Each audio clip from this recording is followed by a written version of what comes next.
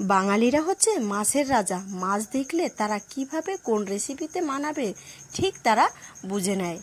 আজকে আবার রান্নাঘরে থাকছে শোল মাছের ভুনা।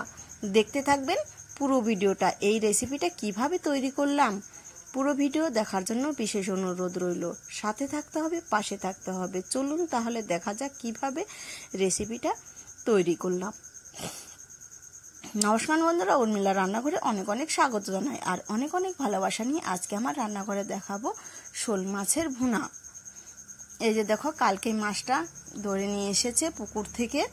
টাটকা মাছ আছে। এই টাটকা মাছ থেকে প্রায় তো 1 কিলোর উপরে, 1.5 কিলো তো হবেই। এই টাটকা মাছটা দিয়েই কিন্তু আজকে শোল মাছের ভুনা হবে। যেমন স্বাদে ভরপুর, তেমনি দেখতেও লোভনীয়। তাহলে চলুন দেখা যাক কিভাবে রান্নাটা করব। এই যে দেখো, মাছটা আমাকে কেটে দিচ্ছে, আমি কিন্তু কাটছি না মাছটা কাটার পরেও কত লাভ আছে।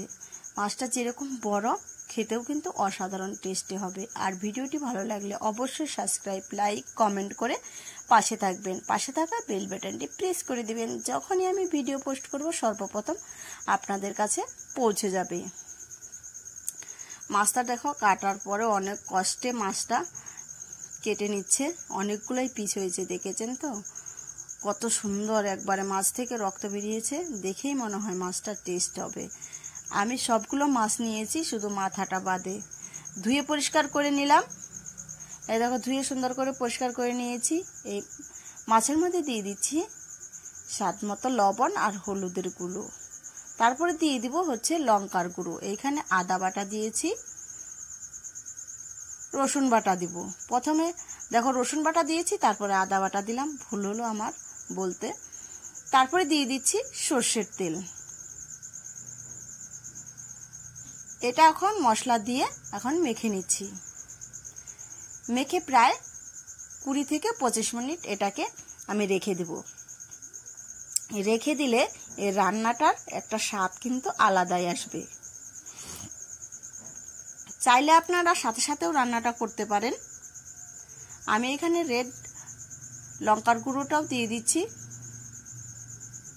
একটু কালার হওয়ার জন্য।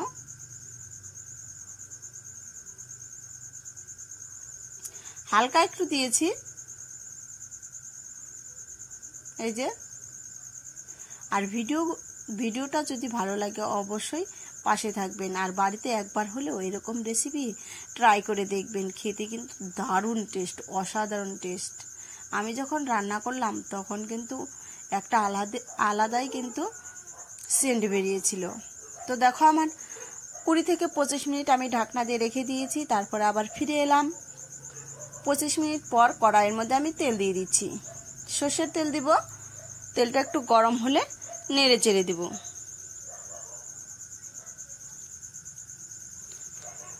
দিয়ে দিচ্ছি এইখানে এলাচ আর দারচিনি।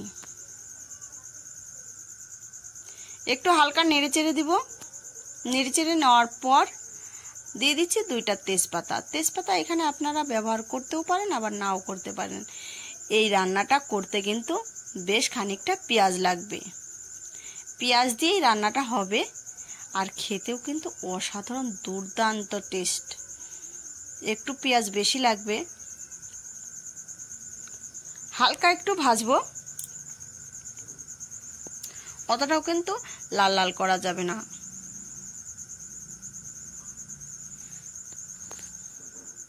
তারপরে দেখো যে মেখে রাখা মাছগুলো আমি দিয়ে দিচ্ছি একটা একটা করে। সহজ ও ঘরোয়া টিপস দিয়ে কিন্তু বানিয়ে ফেলতে পারবেন এইরকম রেসিপি। আমার সব মাছ দেওয়া হয়ে গেছে। আমার কড়াইটা ছোট, দেখো মাছটা আটছে না। একটু হালকা জল দিয়ে দিব। থালাটা ধুয়ে হালকা জল দিয়ে দিলাম। দেওয়ার পর মাছগুলো আমি একটু হালকা নেড়ে চেড়ে দিচ্ছি। হালকা করে নাড়বো, বেশি কিন্তু নাড়া যাবে না। এইভাবেই কিন্তু অল্প আঁচে এটাকে রান্না করতে হবে। এই দেখো, 1 পিস প্রায় হয়ে এসেছে। আমি কিন্তু আবার উল্টে দিচ্ছি। এইরকম আমি 2 থেকে 3 বার কিন্তু উল্টে পাল্টে কিন্তু আমি রান্নাটা করব। একটু সময় নিয়ে রান্নাটা করতে হবে। আবার ঢাকনা দিয়ে কিন্তু ঢেকে দিচ্ছি। এই পিষ্ট হওয়ার জন্য আমি 10 থেকে 15 মিনিট একটু হালকা আঁচে এটা ঢেকে দিয়ে রান্নাটা করব।